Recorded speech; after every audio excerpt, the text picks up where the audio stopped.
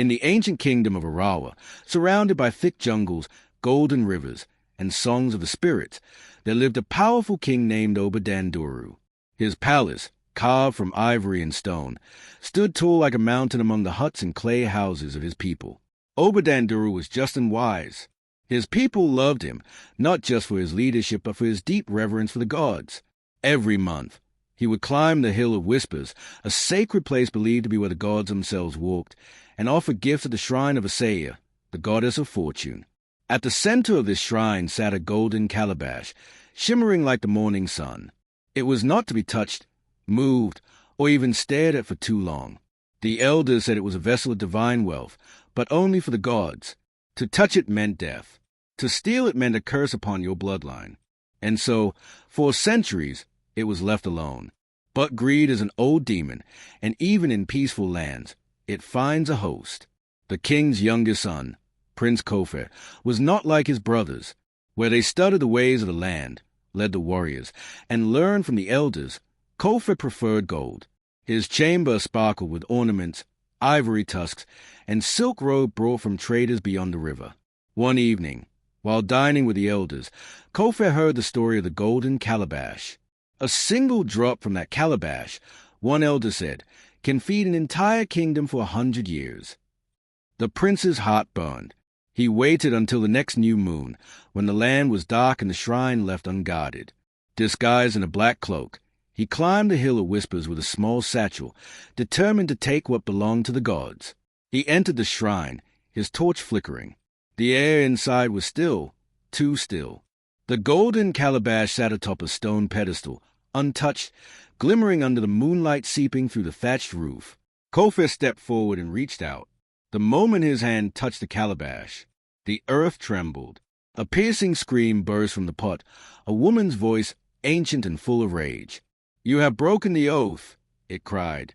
"Now your kingdom shall bleed." The prince dropped the calabash and fled, but it was too late. The curse had been released.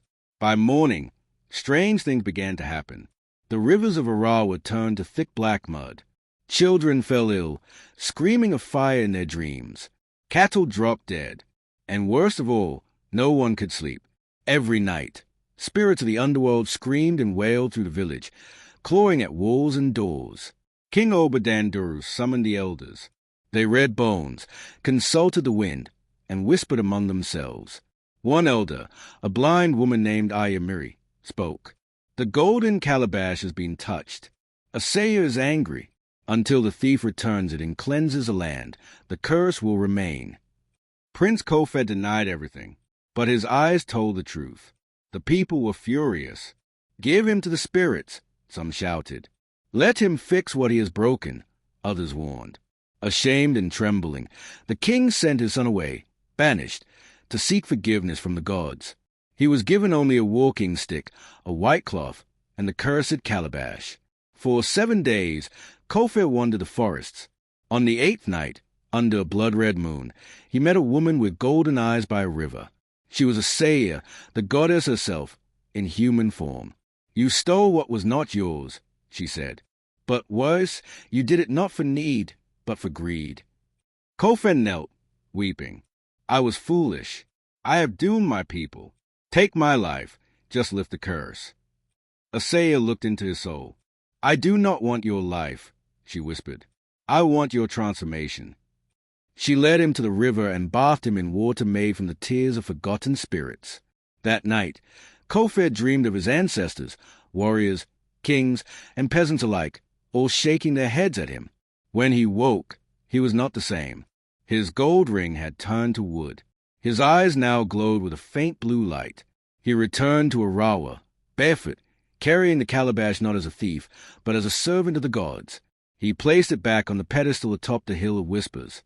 Then, with a ritual led by Ayamiri and the other elders, he poured libation, chanted sacred songs, and begged for mercy.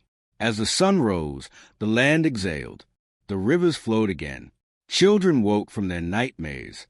The wailing spirits fell silent, and the kingdom of Arawa bloomed with light and laughter once more. King Oba Danduru embraced his son, tears in his eyes. "You have returned a prince," he said, "but you are now worthy of becoming king."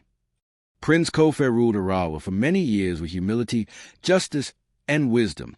And every month, without fail, he climbed the Hill of Whispers, not to take, but to give, to remind himself and his people that the blessings of the gods are not for greed, but for gratitude,